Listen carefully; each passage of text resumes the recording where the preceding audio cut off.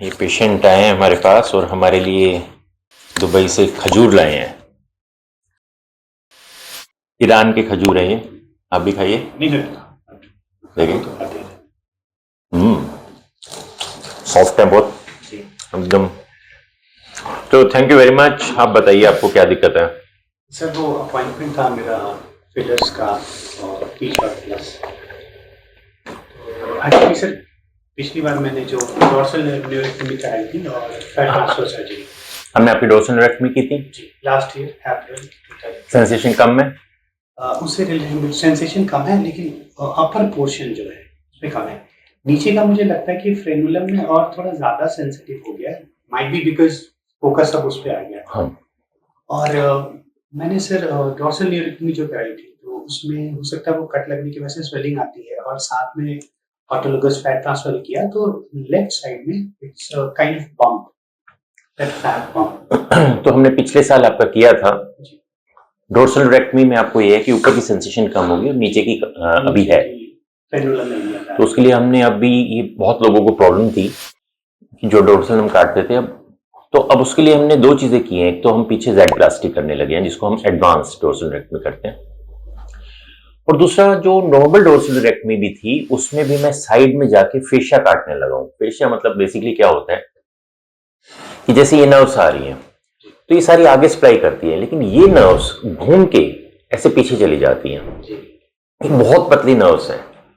इन सारी नर्व्स को, ये मानो ये नर्व्स हैं, इन सारी नर्व्स को हम देख सकते हैं मैग्नीफाई करके। लेकिन ये जो ब्रांचेस हो रही थी जो हम देख रहे थे, क्योंकि कई पेशेंट की कंप्लेंट है कि पीछे सेंसेशन शुरू होगी, जो नर्व है इसकी बहुत छोटी ब्रांचेस निकलती है जो दिखाई नहीं देती, या समझो कि विद टाइम हमें थोड़ा सा ज्यादा समझ आ गई, क्योंकि ये सर्जरी मैंने ही डेवलप किया और हम ही करते जा रहे हैं इसको।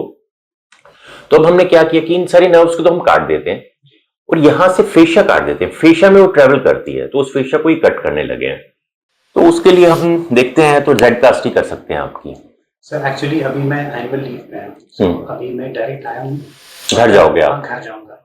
तो फिर हम ऐसे करेंगे, फिलर डाल देंगे पीछे। हाँ सर, मैं इसलिए क्योंकि मुझे एक बार और कराना है fat transfer, but next year में जब एनुअल लीव पे आऊंगा तो मैं सीधा घर जाऊंगा। वापस मेरे को दिल्ली से ही दुबई जाना है। ठीक है, ठीक है। मैं सोच रहा हूँ फिर वो कराते हुए वापस आऊंगा, ठीक है, फिर रेस्ट भी मिल पाए। ठीक है। और जहां तक फैट ग्राफ्टिंग की बात है, जब हम पहले फैट ग्राफ्टिंग कर रहे थे तो बहुत ही, आपको भी बता रहा हूँ, ऑडियंस को भी बता रहा हूँ, बहुत धीरे धीरे शुरू हुआ। वो भी सर्जरी ऐसी थी जो हम ही कर रहे थे और आज भी इंडिया में सबसे ज्यादा केसेस करते हैं हम। तो शुरू में जब हम करते थे तो उसको हम बहुत कोरपोरा से, मतलब जहाँ पे फिलर लगता है वहां से डाला करते थे फैट, फिर चेंज करके स्क्रोटम में गए, फिर स्क्रोटम से चेंज करके साइड्स में गए, फिर उसको चेंज करके फ्रंट में गए, लेकिन कैनुला से डाल रहे थे। कैनुला से डालने का ये चक्कर था कि एक ही प्लेन में फैट डलता था, तो एक ही प्लेन में डलता था तो सारा फैट एक दूसरे के कांटेक्ट में रहता था। तो मान लो कहीं से फैट एब्जॉर्ब हुआ और कहीं पे बच गया तो वो वहां पे इकट्ठा सा हो जाता था। जैसे आप भी कह रहे हो कि एक जगह छोटी सी गांठ बनी हुई है, तो अब उसको निकालने का कोई पर्पज नहीं है।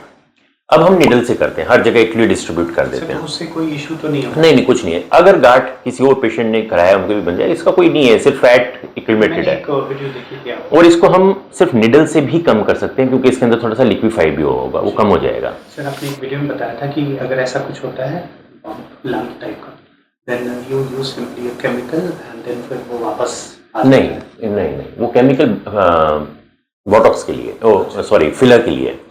इसमें क्या करते हैं, दो तरीके होते हैं। आमतौर पे जब ऐसे गांठ बनती है तो सबसे आगे तो है तो फैट ही है, तो मान लो हम दोबारा कर रहे हैं तो इसके ऊपर एक और फैट की लेयर कवर कर देंगे तो उसी में वो खत्म चला जाएगा।